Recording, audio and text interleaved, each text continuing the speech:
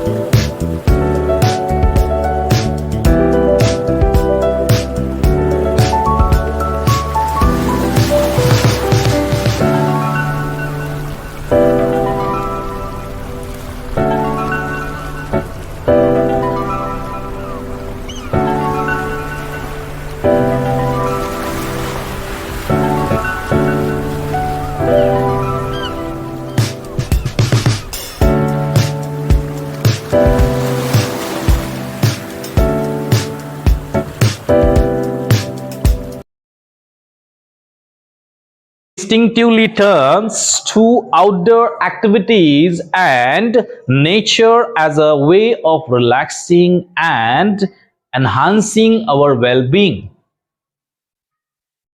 हम पैदाइशी ऐसे होते हैं कि हर बार चाहते घर से बाहर निकलो, यानी बाहर की ज्यादा खेल कूद में, बाहर की एक्टिविटीज में हम ज्यादा इन्वॉल्व होते हैं. ये पैदाइशी हमारा. दूसरी बात यह है इस जगह पर कि नेचर एक ऐसा मामला हमारे सामने है, नेचर एक ऐसी बड़ी चीज हमारे साथ है कि जिसमें हम अपने आप को थकने के बाद रिलैक्स कर सकते हैं. ये रास्ता है. नेचर, कुदरत जो है एक रिलैक्स होने का एक क्या है, वे है. और अगर कुदरत में आप रहोगे, नेचर में अगर आप रहोगे, तो उससे हमारी हेल्थ यानी वेल बीइंग भी एनहांस होगी. एनहांस होगी यानी बढ़ेगी. हमारी सेहत भी बढ़ेगी, सेहत में भी इजाफा होगा. हम शहर में रहने वाले लोग काफी बीमार होते हैं, but the people who live in a small villages, जो फार्म पे रहते हैं, जो खेत खलियान में रहते हैं, जो कुदरत के आशियाने में रहते हैं, तो वो देखो ज्यादा बीमार नहीं होते. हल्का फुल्का फीवर आएगा या आएगा, लेकिन उनकी रेस्पिरेशन का वगैरह सब मामला एकदम सही होता है. ज्यादा जी भी लेते हैं, यानी सेहत है. क्योंकि आर्टिफिशियल दुनिया के अंदर हम लोग बाहर की जो जहरीली चीजें अपने अंदर ले रहे हैं, तो इसलिए हमारी उम्र भी क्या हो रही है, कम होती जा रही है. और कुदरत में जब जाएंगे, जब कोई उस जगह पे ना शोर शराबा, ना पोल्यूशन, ना ही कोई चीज, बस हम और नेचर, तो ये हमें क्या करता है, सेहत बनाता है हमारी, एनहांस। नेचर सूथ्स एंड नर्चर्स, यही ये कुदरत है जो हमें रिलैक्स भी कराता है, यही ये कुदरत है, यही ये नेचर है जो हमें पालता पोसता भी है, नर्चर भी करता है। जैसे ना खिलाता पिलाता बड़ा करता है, ये नर्चर होता है। हमारे माँ बाप हमें नर्चर कर रहे हैं ना, यानी हमें खिला रहे हैं। Nature fulfils and motivates, nature हमें पूरा भी करता है, फुलफिल करना, पूरा करना, और नेचर हमें मोटिवेट भी करता है, हौसला भी देता है, चलो भैया आगे बढ़ो, गो हेड, आगे बढ़ो। नेचर हमें कहता है, इसलिए कहते हैं ना कि दुनिया में आपको कोई भी आगे नहीं ले जा सकता। अगर आपको दुनिया में आगे बढ़ना है तो खुद से बढ़ना होगा, क्योंकि कोई आपके लिए या आपको आगे नहीं बढ़ाएगा। ये दुनिया का दस्तूर है। अगर आप बोलेंगे कि मुझे मेरे माँ बाप आगे बढ़ाएंगे, मुझे मेरे माँ बाप, मेरे दोस्त, मेरे ये वो मुझको आगे बढ़ाते रहेंगे, ऐसा नहीं होगा। दुनिया का दस्तूर है, बढ़ना है तो अपने आप को आगे बढ़ना है, तुम्हें कोई भी आगे नहीं बढ़ाएगा। Nature whispers and commands, nature जो है ये आपको हल्की आवाज में बोलता भी है, नेचर हल्की आवाज में बोलता है, नेचर आपको हुक्म भी करता है, ऑर्डर भी करता है। विस्पर यानी talking in a low voice, हल्की आवाज में, धीमी आवाज में बात करता है, और कमांड देता है, वो भी आपको ऑर्डर भी देता है। अब ये चीजें हमको नेचर से समझ में आती है। अब यहां हमें कहा है कि nature whispers and commands, nature हमें कुछ कहता है, तो इसलिए सवाल आता है, are you listening, are you listening. कुदरत को, नेचर को लिसनिंग की बात हो रही है। हम नहीं सुनते, हम कभी भी कुदरत में कोई चीज है उसे नहीं सुनते। तो उसी बात पर यहां आगे कहा गया है, यहां राइटर जो है वो अपने कुछ एक्सपीरियंसेस को शेयर करते हैं। यहां पर the writer of the lesson, he shares some views and the ideas about nature with the readers, readers के साथ शेयर कर रहे हैं वो। वहां वो कहते हैं, when I do it leaves me in a complete awe, are you listening? जब सवाल किया राइटर ने, क्या आप सुन रहे हो, तो उस वक्त राइटर आगे कंप्लीट क्या करते हैं, व्हेन आई डू, जब मैं सुनूंगा, जब मैं सुनूंगा, when we do, when I do, अपनी खुद की बात होती है। जब मैं सुनूंगा तो क्या होगा, it leaves me in a complete एव, ये पूरी तरह से मुझे क्या करेगा, इस कुदरत के अंदर, इस नेचर को समझने की और नेचर को इज्जत देने की समझ देगा, या उस वक्त मेरी समझ आएगी। पूरी तरह से मैं बोल दूंगा कि यार ये नेचर का इतना बड़ा एहसान है, मतलब मेरी इज्जत नेचर के लिए बढ़ेगी। राइटर कहते हैं, अब सुनना कैसे, ये भी कहा जा रहा है। सुनना ऐसे मतलब कोई फूल आपको बोलेगा नहीं, देख मैं ये हिबिस्कस फ्लावर हूं, मैं लोटस फ्लावर हूं, मैं रोज फ्लावर हूं, ऐसा कोई फूल ने आपको अब तक कहा है? नहीं, ये बेजुबान है, ये कुछ नहीं बोलेंगे, एक जगह से तो हिलते भी नहीं है। हवा आती है तो फिर डांस करने लगते, ये अलग बात है, लेकिन वो हमसे कुछ नहीं कहते। नेचर की कोई ऐसी चीज हमसे कुछ बात नहीं करती है, लेकिन हमें कहा है उसे सुनो। तो इस जगह पर राइटर आगे कहते हैं, we have a hibiscus plant in our garden, हमारे गार्डन में एक हिबिस्कस प्लांट है।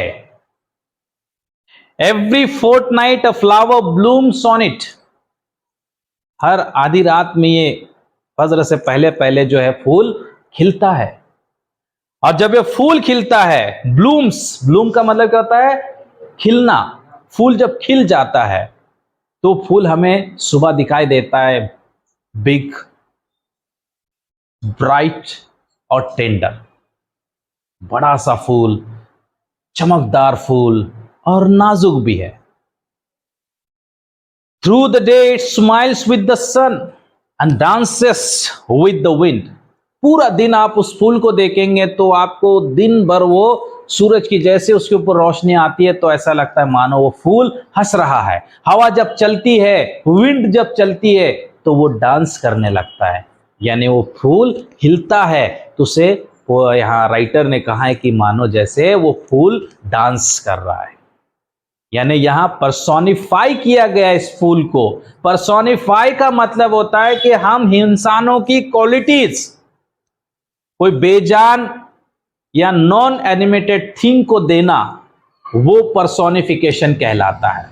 यानी फूल यहां इंसानों के जैसा हंसना किसका एक्टिविटी है या किसकी क्वालिटी है? हंसना, स्माइल करना इंसानों की, लेकिन किसको दी गई है? फूल को। डांस करना ये किसकी क्वालिटी है? इंसानों की, लेकिन कौन कर रहा है? फ्लावर। यानी ये दो चीजें उस जगह पर दी गई है।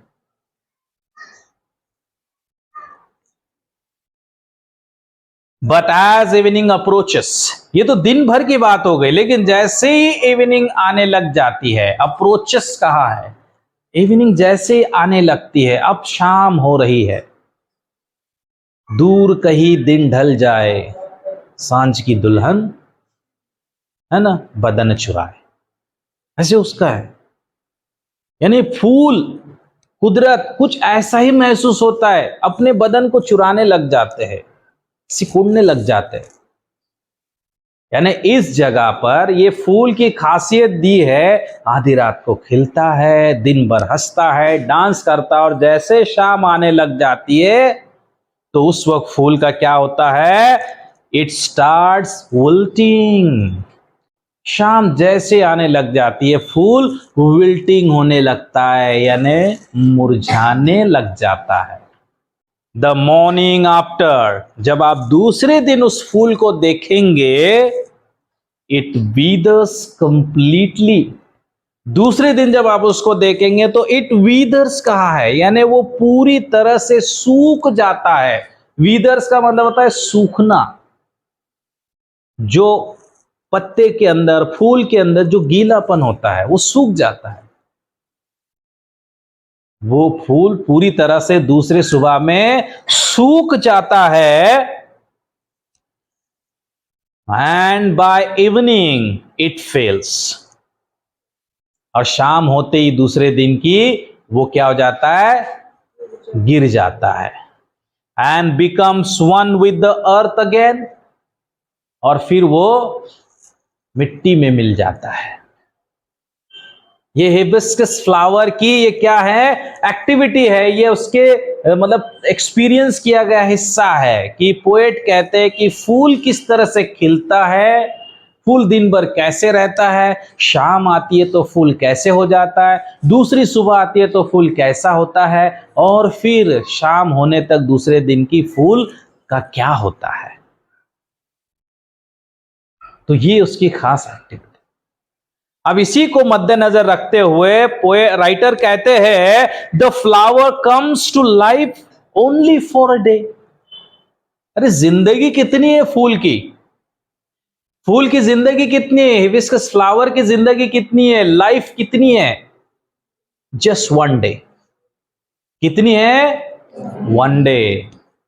इसीलिए कहा ना वो आधी रात में खिल जाता है, शाम होने से पहले पहले कैसा रहता है? बिग एंड टेंडर रहता, अपना बिग एंड ब्राइट रहता है। लेकिन जैसे इवनिंग आती है वो शुरू हो जाता है विल्ट होना, मुरझाने लग जाता है। यानी उसकी लाइफ सिर्फ क्या है? एक दिन की है, one day. Yet it does so in full Splendor. एक दिन की जिंदगी इस फूल की होती है, लेकिन वो एक जिंदगी में भी वो कैसे रहता है? चमकदार, स्प्लेंडर। कैसा रहता है ये फूल? स्प्लेंडर, चमकदार, एकदम रुबाब से रहता है। एक दिन की जिंदगी लेकिन रुबाब से। दिन भर एकदम ब्राइट, बिग, मुस्कुराता है, डांस करता है, लेकिन वो एक दिन की जिंदगी उसकी रहती है स्प्लेंडर। इसीलिए बार बार हम कहीं ना कहीं सुनते हैं ना, या 100 दिन बकरी के जैसे में करते जीने से बेहतर है एक दिन की शेर की जिंदगी जी लो। इसका मतलब है डर डर के जीने से बेहतर है एक ही दिन निडर होके जियो। तो कितना बेहतर होगा, है ना।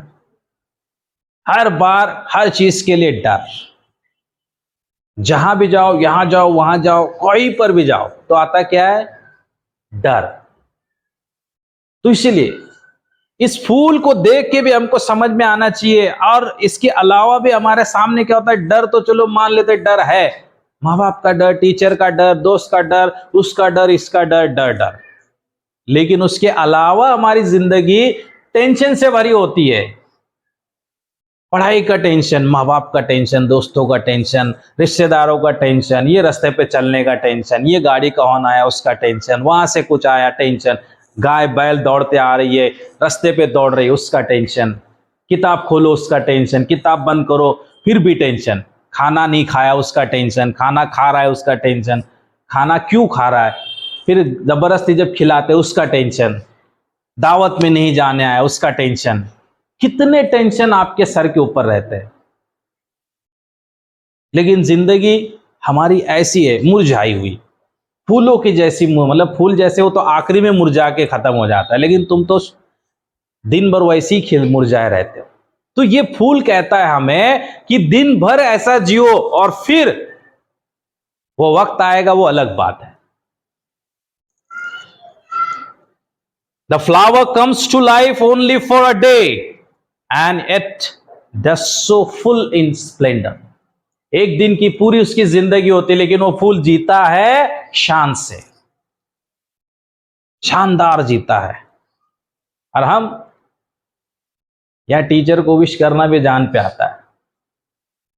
स्कूल में टीचर को बोल नहीं सकते good morning sir, good morning ma'am, good morning miss, good afternoon, goodbye, अल्लाह हाफिज, ये भी बोलने पे जान पे आता है।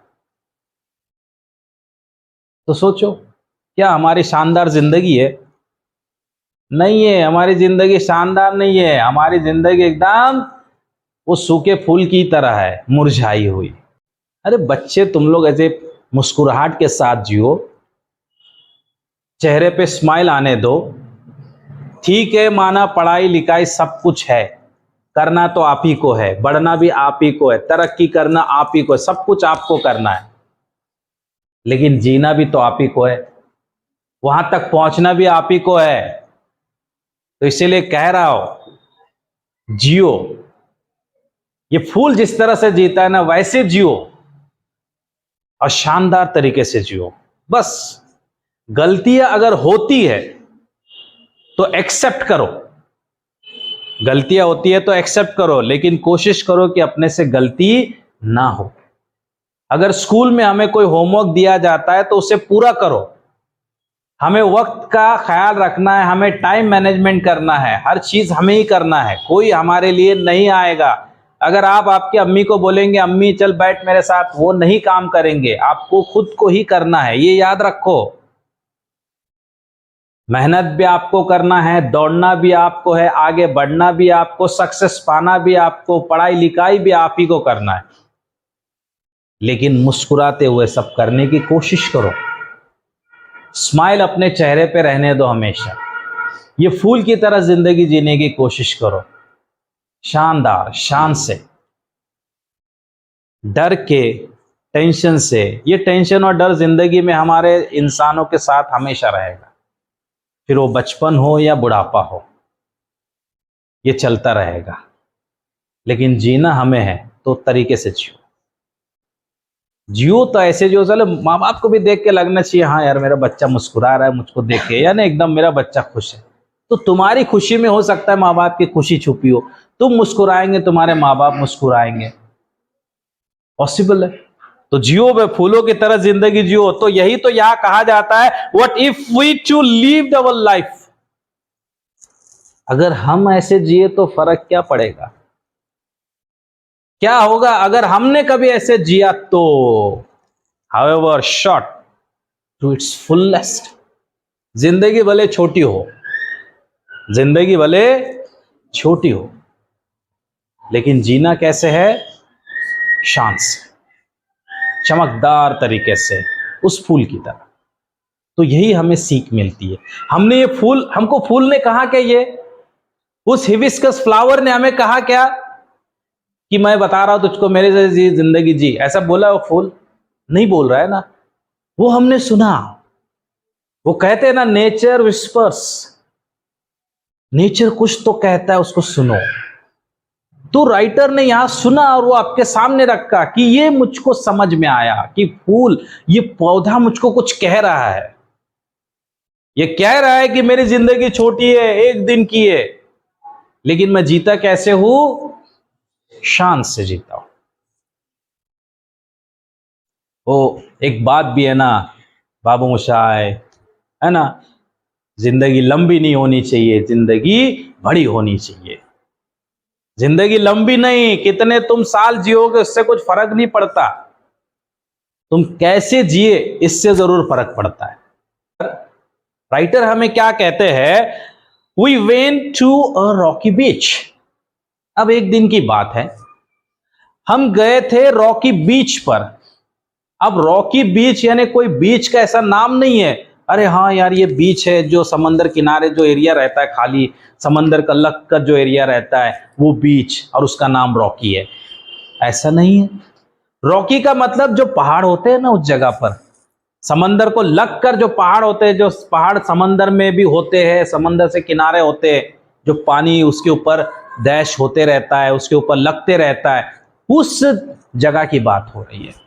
हम गए थे एक दिन ऐसे रॉकी बीच पर, and saw the spread of the majestic ocean.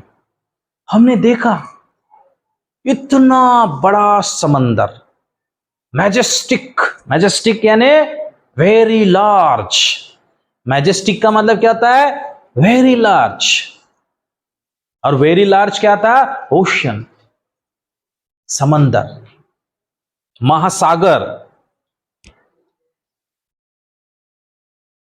And the rocks along side, और इस समंदर के किनारे, इस महासागर, इस ओशन के किनारे, अलोंग साइड, उसको पानी को लग लग के उस जगह को था रॉक। क्या था? रॉक्स, पूरे पत्थर, बड़े बड़े पत्थर, पत्थर मतलब समझ लो कि पत्थरों के पहाड़ रहे, पत्थरों के पहाड़ रहे। लेकिन जब मैंने उन पत्थरों को देखा तो कैसे थे वो? कर्व्ड। कैसे थे वो? कर्व्ड। कर्व्ड यानी कर्विंग हुआ है ना, जिसका शेप गोल टाइप किया गया है, ऐसे कर्व्ड।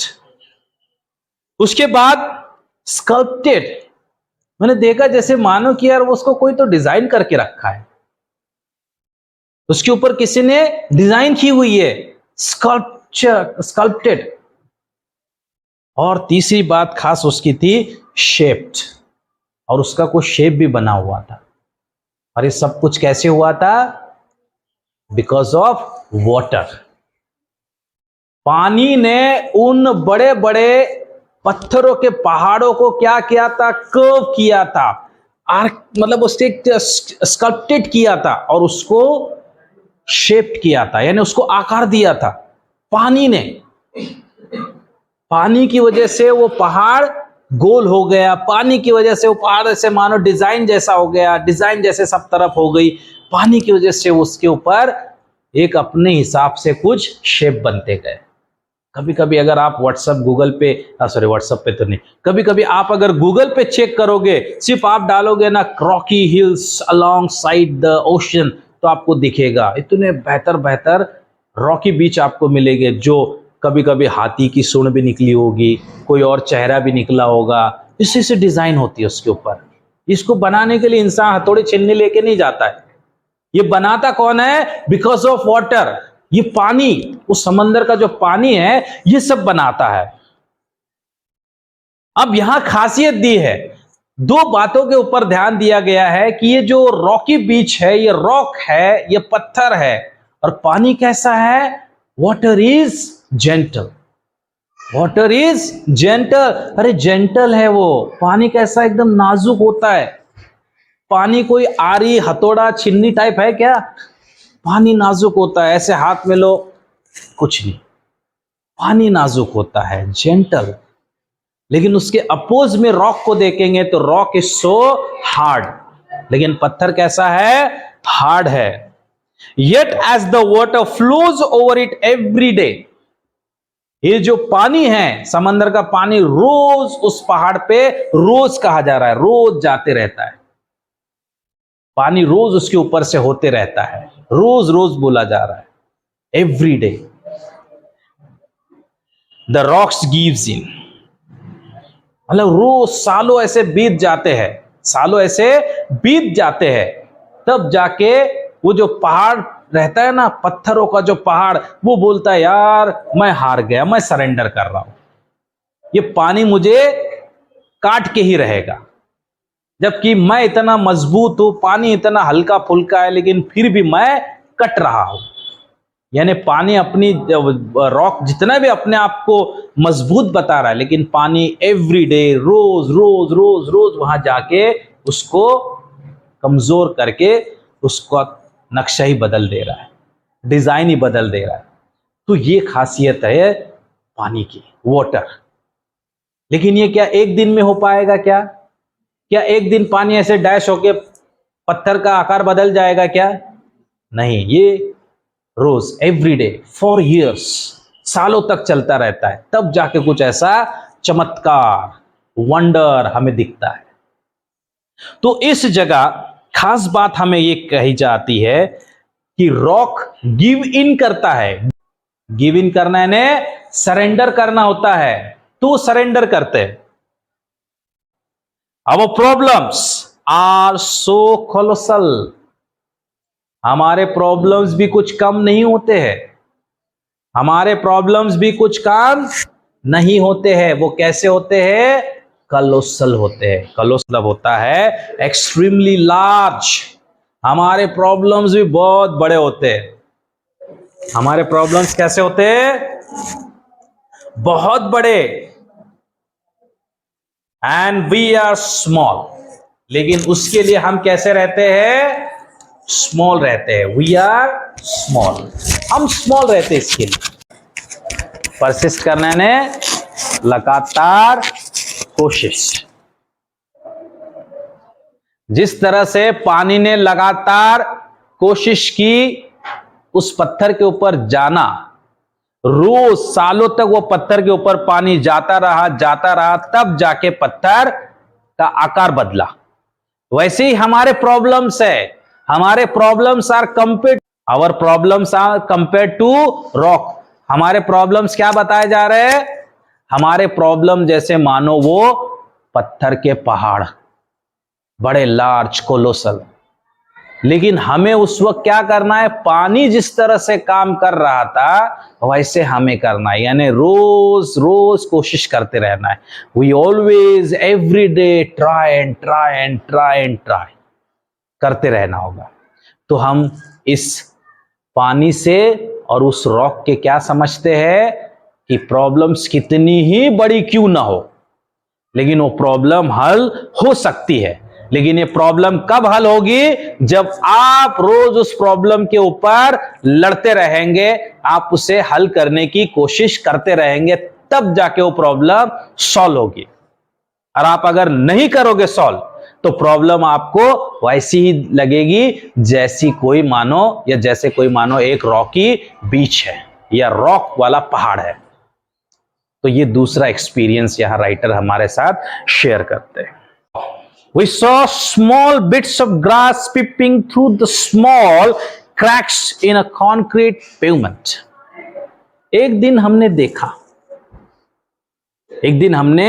देखा एक घास का हिस्सा, ग्रास, बिट ऑफ ग्रास, यानी हल्की छोटी थोड़ी सी घास जो है ना, मैंने देखी या हमने देखी कि एक छोटी सी घास जो है एक कंक्रीट पेवमेंट था, कंक्रीट पेवमेंट यानी आजकल जो रास्ते बनते हैं वो कैसे बन रहे हैं, सीमेंट कंक्रीट के बन रहे हैं ना, बस वो कंक्रीट का मैंने पेमेंट देखा। पेमेंट का मतलब होता है फुटपाथ, मैंने देखा और उसमें उस पेमेंट में क्या हुआ था, उस रास्ते में क्या होता, फुटपाथ में कुछ क्रैक्स आए थे, कुछ क्रैक्स सीमेंट में आए थे, दरारें थी, और उन दरारों में से ये राइटर कहते हैं कि घास बाहर निकल आई थी। उस घास ने हमें सोचने पे मजबूर कर दिया। तो वो क्या सोच थी? वो सोच यहां कही है, हावेवर इम्पॉसिबल थिंग्स में लुक, भले ही आपके सामने कुछ चीजें बहुत इम्पॉसिबल लगेगी, मुश्किल मुश्किल मुश्किल लगेगी, लेकिन खास कहा है there is always an opening. यानी हम भी ऐसे लगता है कि यार मैं तो ये काम नहीं कर पाऊंगा। अगर यही थॉमस एडिसन ये सोचते, अल्बर्ट आइंस्टाइन ये सोचते, आइजैक न्यूटन ये सोचते, और भी अनगिनत जो कामयाब लोग हैं, शायद अगर इस बात को सोचते कि यार मैं क्या कर सकता हूं, ये तो इम्पॉसिबल थिंग है, तो क्या आज दुनिया के अंदर हम तरक्की देख पाते? कभी अगर राइट्स ब्रदर अगर ये नहीं सोचते कि आसमान में भी उड़ा जा सकता है, तो उनके लिए तो उस वक्त उनको हर एक कहता था यार इम्पॉसिबल थिंग है, ये नहीं कर पाओगे, लेकिन उनके दिमाग में क्या था, नहीं रास्ता है इसके लिए भी। तो वो रास्ता खोजते गए और एक दिन प्लेन उड़ा ही डाला। और आज वही प्लेन का फॉर्मेट लेके आज एडवांस टेक्नोलॉजी के साथ आज प्लेन उड़ रहे आसमान में। सो दिस इज व्हाट, एक सोच, जहां रास्ता आपको मतलब होता है ना, जहां हम सोचना बंद कर देते, वही समझ लो कि रास्ता खुलने की आखिरी घड़ी रहती है। अल्लाह के घर देर है लेकिन अंधेर नहीं है, इसका मतलब यही रहता है, भले ही देर से लेकिन कामयाबी रहेगी, अंधेर नहीं है। यानी ऐसा हो ही नहीं सकता कि यार नहीं हो सकता, होगा, यानी उम्मीद है। We saw a tree bare of leaves in the cold winter months. We thought its chapter was over. हमने एक दरख्त देखा ठंड के महीने में, पूरी तरह से उसके पत्ते झड़ गए थे। हमें लगा कि चैप्टर ओवर, इसका चैप्टर खत्म हो गया, मर गया। बट 3 months passed, 3 महीने गुजर गए, स्प्रिंग इन, बारिश आई और उस पर देखा, and the tree was back to its life, green majestic once again. फिर देखा कि यार जिंदगी वापस लौट आई उसकी, पूरा हरियाली छाई थी और उसके ऊपर हरियाली में मतलब था कि पत्तियां, फूल, परिंदे, एक जिंदगी, ऐसा महसूस हुआ।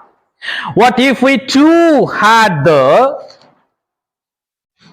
conviction that, अरे अगर हमने भी ये कन्विक्ट कर लिया, कन्विक्शन का मतलब क्या होता है, हमारा पुख्ता यकीन, स्ट्रॉन्ग बिलीफ, हमारा स्ट्रॉन्ग पुख्ता यकीन, अगर हमने पूरा यकीन कर लिया, पुख्ता यकीन हमारे ऊपर होना है ना, बोलते हैं ना भरोसा अपने ऊपर रखो।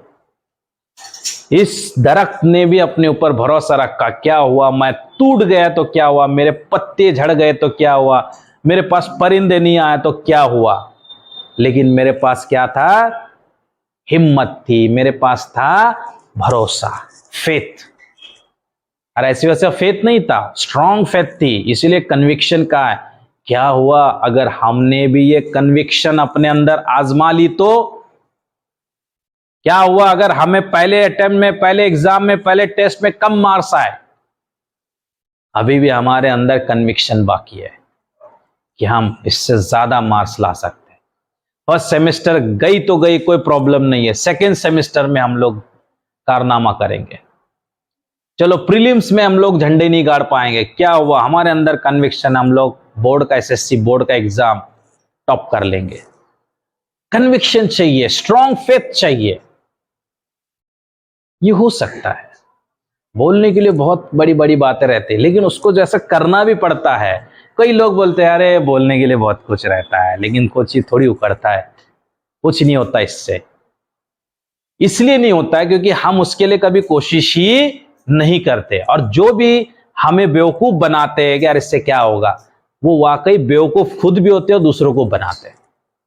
हमें अंदर रखना भरोसा यही है कि हम कर सकते हैं और करेंगे, और उसके लिए लगती है मेहनत।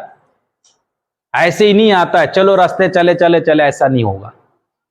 सोचना पड़ेगा, रास्ते बनाने पड़ेंगे, टाइम मैनेजमेंट करना पड़ेगा, सिलेबस को समझना पड़ेगा, हर एक कंसेप्ट को समझना पड़ेगा, यकीनन होगा।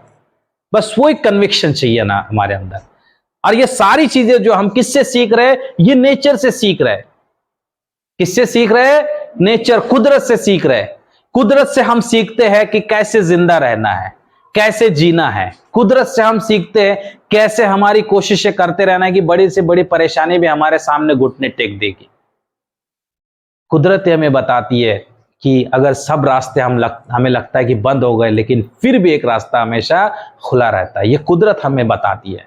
कुदरत ही हमें बताती है कि अगर पूरी तरह से अगर सब कुछ हार भी गए, फिर भी तुम उठ के खड़े हो सकते हो। ये विस्पर, ये सुनने की बात हो रही है ना, ये कुदरत हमें कह रहा है। कोई झाड़ आके तुमसे बोल रहा है कि देखो यार मेरे पास पत्ते नहीं थे, लेकिन देखो ना, देखा जब माला माल हो गया हूं मैं। झाड़ बोला ये सब? नहीं बोला ना। हम उससे समझे, उससे सीखे, वो हमें सोचने पे मजबूर कर दिया कि यार मैं एक झाड़ हूं, मैं दरख्त हूं, मैं कहीं नहीं जा सकता इस जगह को, लेकिन तुम लोग तो दौड़ सकते हो, भाग सकते हो, जो चाहे वो कर सकते हो। However, difficult things are right now. क्या है? सारी डिफिकल्ट थिंग्स है। क्या है? सब कुछ डिफिकल्ट होता है ना। अरे यार डिफिकल्ट है, बहुत मुश्किल है, नहीं यार नहीं कर पाएंगे, बस मुश्किल है। तो डिफिकल्ट, भले ही डिफिकल्ट हो, लेकिन उसके लिए क्या कहा जाता है? It will not remain so for ever. भैया डिफिकल्ट है, लेकिन क्या ऐसा थोड़ी है कि परमानेंट रहेगा? कुछ वक्त के लिए। ये मानो ये डिफिकल्ट ऐसा वर्ड है ना, वो बर्फ के गोले जैसा होता है। बर्फ का गोला पता है ना, बर्फ की लादी भी आप देख सकते हो, बर्फ की लादी जैसा डिफिकल्ट वर्ड होता है। डिफिकल्ट डिफिकल्ट नहीं कर सकते, लेकिन इंतजार करो यार, वो बर्फ पिघल जाएगी, वो डिफिकल्ट सारा खत्म ही हो जाएगा। बस फॉरएवर नहीं रहता है, कुछ ऐसी डिफिकल्टी रहती है बर्फ के लादी जैसी। बस उसमें ऐसा है, उसको अगर लपेट के रखोगे, उसको भूसे में भर के रखोगे, तो वो जल्दी पिघलेगा नहीं। डिफिकल्टी भी कुछ ऐसी है, उसको दिमाग में भर के रखोगे, टेंशन में भर के रखोगे, डर के अंदर घुसा के रखोगे, तो डिफिकल्ट सिचुएशन हल नहीं होगी। उसको एकदम डायरेक्ट आग धूप में रखना है, यानी अपनी मेहनत करनी पड़ेगी ना, वो धूप में अपनी मेहनत की जो बात रहेगी उसमें वो डिफिकल्टी खत्म होगी। Not so forever, remember this too shall pass. याद रखना, हम जिसे डिफिकल्ट कहते हैं वो परमानेंट नहीं रहता है, वो भी गुजर जाएगा। क्या हो जाएगा? गुजर जाएगा। आने वाला पल जाने वाला है ना। We saw an army of ants lugging a fly which was at least 10 times that ant size. एक बार हमने देखा, देखा क्या यार? चींटियों को देखा। हमने देखा चींटियों को, वो आर्मी ऑफ एंट्स को देखा। अब ये चींटियां जो थी वो कर क्या रही थी? अपने से 10 टाइम बढ़ा, 10 गुना बड़ा या 10 गुना बड़ी मक्खी, फ्लाई को ऐसे उठा के लेके जा रहे थे। अब मरी हुई मक्खी ने, तो जिंदा मक्खी नहीं, मरी हुई मक्खी को अपने से 10 टाइम, 10 गुना ज्यादा मक्खी बड़ी, उसको उठा के लेके जा रहे थे सारे। हमने ये देखा। The ants organise themselves around the fly. जब ये ले जा रहे थे तो फ्लाई के अराउंड ये सारी एंट्स थी। लिफ्टेड इट ऑन अ फ्राइल फिलस, अपने नाजुक पैरों के ऊपर उसको लेके जा रहे थे। And carried it to a quite distance, और ऐसा नहीं है कि बस यहां से उठा लिए और यहां डाल दिए। यहां से उठा के यहां नहीं डाले, उसको उठा के लेके जा रहे थे, बड़े लंबे पे लेके जा रहे थे, डिस्टेंस पे। Their teamwork and the perseverance were impressive. What if we too are consistent, organized, and focused? Spider webs are delicate yet very strong. अब बात आती है स्पाइडर की, है ना। स्पाइडर तो जानते ही हो आप, स्पाइडर मैन नहीं बोला जा रहा है, स्पाइडर बोला जा रहा है। स्पाइडर मकड़ी, मकड़ी का बुनती है जाला, है ना। जाला किस लिए, जाले को आप देखोगे तो कैसा जाला होता है, नाजुक नाजुक होता है ना, डेलिकेट, वेरी डेलिकेट। जैसे हाथ लगाओगे कट जाएगा, है ना, खत्म हो जाएगा उसका जाला। लेकिन फिर भी वो कैसा रहता है, स्ट्रॉन्ग रहता है। वो स्ट्रॉन्ग किसके लिए, वो स्पाइडर जो है जाला जो बनाता है वो इसके लिए नहीं बनाता कि बार घर खाली है, नक्शी डिजाइन बना के मैं दे दूं इनको। वो जाला बनाता इसलिए कि भाई कोई कीड़ा मकोड़ा आ जाए उस जगह में, फंस जाए तो मेरा खाना हो जाएगा। यानी वो अपना शिकार करने के लिए वो जाला बना के रखी रहती है। मतलब जाला हम तोड़ेंगे तो बड़ा ही नाजुक, लेकिन वो शिकारी तोड़ पाता है, उसका जो शिकार होता है वो तोड़ पाता है क्या, नहीं। यानी स्पाइडर से भी सीखने की बात आती है। स्पाइडर मेहनत करता है क्योंकि उसका फोकस होता है उस चीज के ऊपर। उसका फोकस क्या रहता है, मेरा खाना इसमें अटक जाए, बस उसके हिसाब से तैयार करो मैं ये सब। Rainbow, rainbow colour the entire sky. Rainbow को देखो, है ना, इंद्रधनुष, है ना, आसमान में ऐसे बिखेरता है 7 रंग। 7 रंग बिखेरता है ना, इतना बड़ा आसमान छेकता है।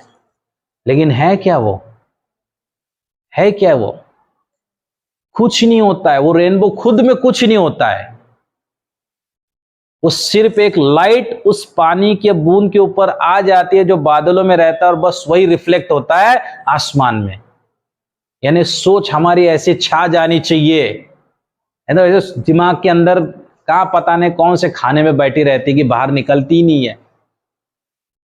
इंद्रधनुष हमें यह बताता है, रेनबो हमें बताता है कि अपनी सोच को ऐसे फैलाओ, और कलरफुल होनी चाहिए, ब्लैक एंड व्हाइट वाली सोच नहीं होनी चाहिए।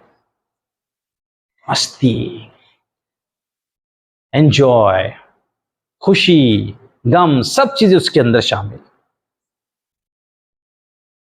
Oysters, take in a grain of sand, they open up with a pearl.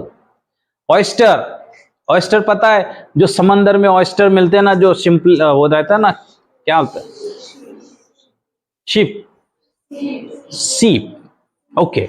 उसके अंदर एक छोटा सा कीड़ा टाइप रहता है, वो उसके अंदर ऐसे खोलेंगे उसके अंदर रहता है, वो जिंदा रहता है।